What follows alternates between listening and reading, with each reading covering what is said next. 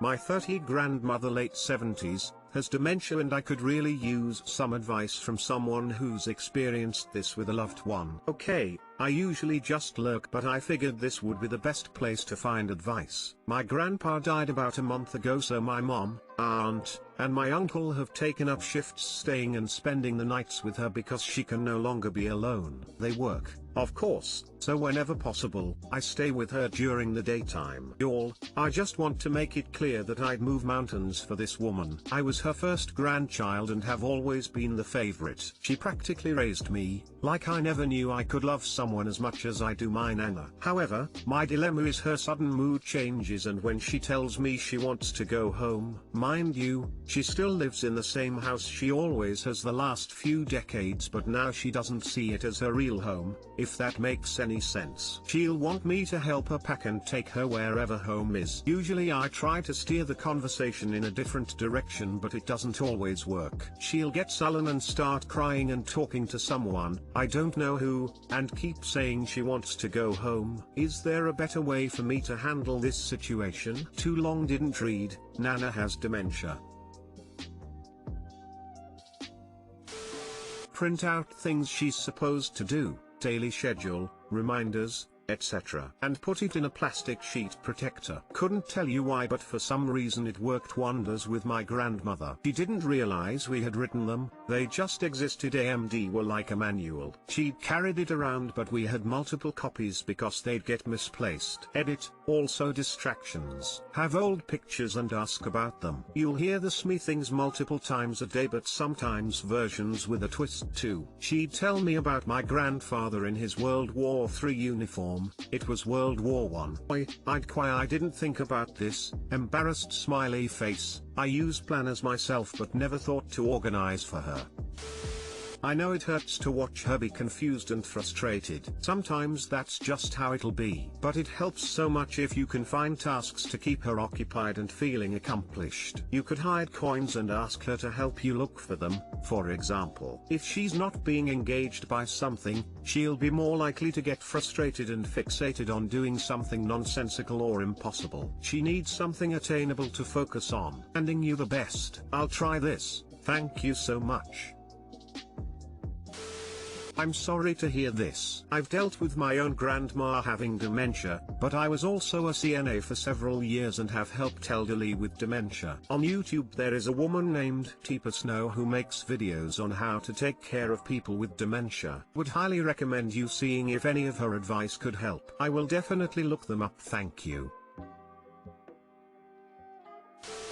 You could try playing along with it. We're going there tomorrow. What will you do when you get home? What are the best things about that house? Who is waiting for you there? Etc. You could even see what happens if you pack a suitcase together. Might tire her out and get it out of her system for a while. Or she might ask you to put it in the car and start driving. She probably has her childhood home in mind. At those moments her mind could be back in time, to when she was a girl. Don't want to upset her, is the thing. If memory serves correctly, I believe the home she's referring to is a house she lived in back in the 70s. As a nurse, I deal with people with dementia a lot. It's important to make them feel heard and safe. I know it can be very frustrating when they get focused on something that's impossible for them to do, such as go home to their house they grew up in or get the baby, a person who is now grown up and gone. Redirection is key during these times. I recently had a patient who was angry and kept being really hateful towards everyone and was screaming about who was watching her cats, so I asked her what her cats' names are, how long she's had them, where she got them, etc. This redirected her into positive thoughts about her cats and she calmed down. With the going home thing you can ask questions like, do you need something from home? Is there someone at home that you want to talk to? Is there something at home you need to do?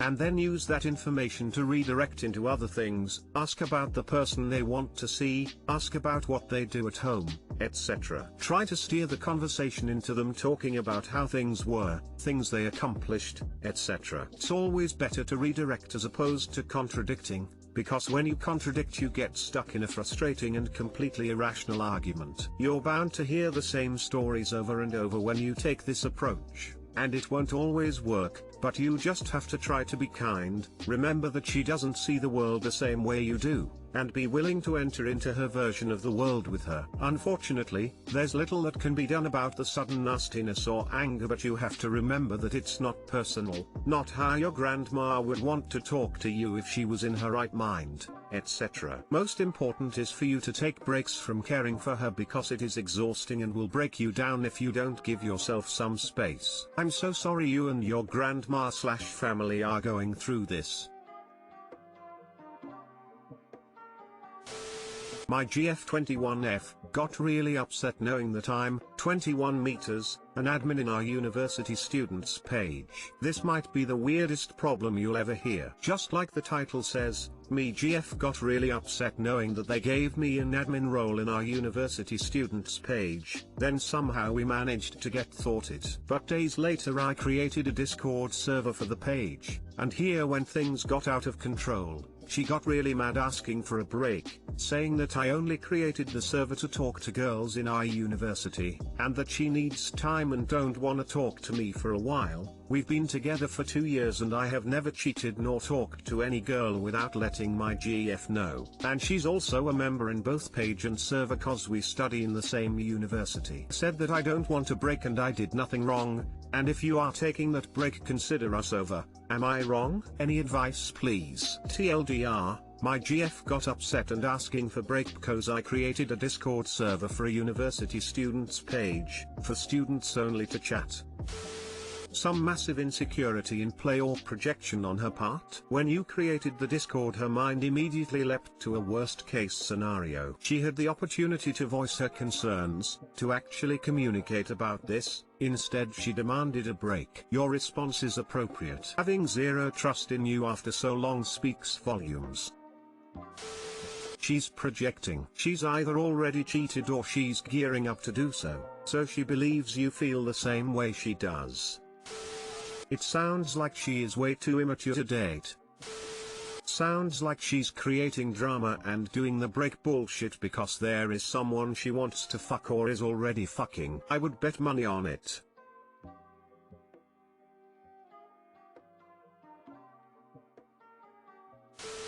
You've never given her reason to distrust you yet after 2 years she's acting like this. Almost sounds like projecting to me. Especially because she all of a sudden wants to take a break because you set up a server for university purposes. And she's saying it's to talk to girls. Is she Elastigirl? Because that stretch is insane.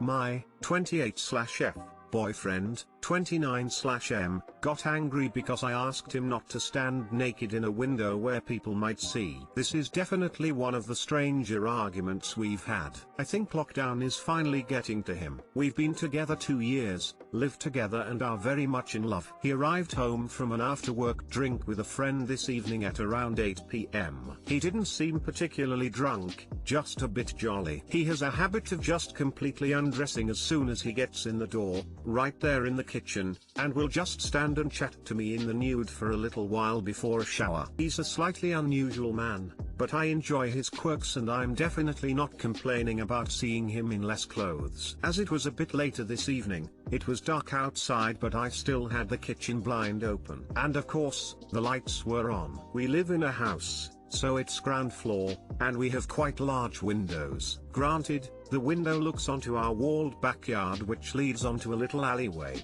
so it's unlikely anyone was casually looking. But our neighbors smoke and sometimes hang out in their yard, which can see over our wall. So I got a bit flustered and was like, hey, someone might see. I don't know if it was due to the alcohol, but he just said he didn't care and stood proudly in the window with all his luggage out. So I leaned over and pulled the blind down, in what I thought was a fairly jokey manner in a non-serious situation. We then had a very unexpected, significant argument about how he just wants to be himself in his own house, that nudity isn't inherently bad, sexual or something to hide, and he doesn't appreciate being made to feel ashamed of his body. I don't know about you guys, but I generally have an instinctive urge to hide my nude body from strangers. And that extends onto people close to me. I don't think there's anything to be ashamed of in our bodies, but I wouldn't want a random neighbor to see or anything. That'd probably make them feel uncomfortable. But he said he doesn't care, and said that I'm too paranoid about what people think. I know in all likelihood nobody is ever looking at our house, but still, I think he may have been more drunk than he let on. We had also just been having a discussion about feeling frustrated because of lockdown, and how he just wants to be free to do what he wants without the endless worry and anxiety. That could have been a part of it. But I'm honestly caught off guard by all of this. Am I being overly prudish here? How much do people on average worry about being seen naked through windows? Too long didn't read. Boyfriend wants to be free to be nude in the house, even with blinds open. I think the neighbors might be a little uncomfortable about that. Edit, I just wanted to clarify our house/area layout.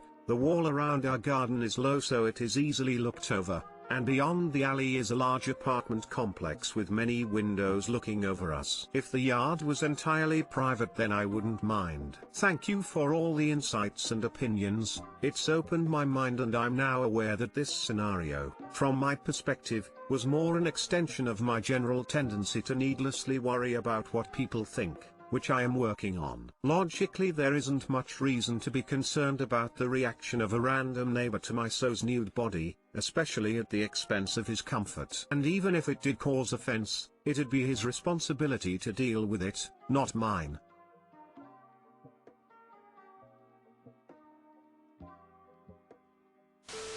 I think it's understandable that you're concerned about it. I think it's understandable that he's not. But unless he's trying to be seen, then the obvious solution is just to close the blinds. If the neighbors are uncomfortable, they can deal with it or speak up for themselves. As long as he's not parading around in front of children, he can walk around naked in his own home. You certainly don't have to, nor do you have to take on any responsibility here. My fiancé and I live on the 3rd floor and I sometimes casually walk into the living room nude before a shower, which has a large sliding glass door to our balcony. If someone was at their car or walking a dog off the beaten path they might see me if they looked up to our floor. My fiancé says someone might see you. To which I reply oh well. And that's the end of it. We've never argued about it or had a discussion or anything. I think your behavior was appropriate and his response was likely related to your discussion of quarantine stress. If I'm paying rent/mortgage I'm going to be naked in my own home whenever I want and wherever I want. Of course, I'm not going to purposefully be naked for the sole purpose of flashing someone, but it's a really silly argument to have. Once a neighbor or stranger is unwilling to see the person naked and wants it to stop, he or she may contact the local police department. An officer may travel to the property and inform the person that he or she was seen by others naked. This point of contact usually results in a warning that if the individual does not stop, he or she can face charges for indecent exposure because others can see him or her engaging in activities naked. If these activities continue after the first warning, officers may contact the person again and then officially charge him or her with this crime. Just posting this as a counterpoint. People in this thread are getting a bit carried away with the my house, my rules sentiment. There's not some inalienable right that we can do whatever we like in our homes, regardless of the effect on neighbors. As you can tell from the comments here, there are a lot of partners who don't think it's a big deal and there are other halves who point out that people can see them. Some people are just more comfortable than others with their own nudity, that's normal. I think his argument with you wasn't really about the importance of nudity or whatever but just a reaction based on drunkenness and perhaps stress which needed an outlet. Obviously you were the wrong target and that wasn't right of him. Perhaps you should broach the subject again to talk it out.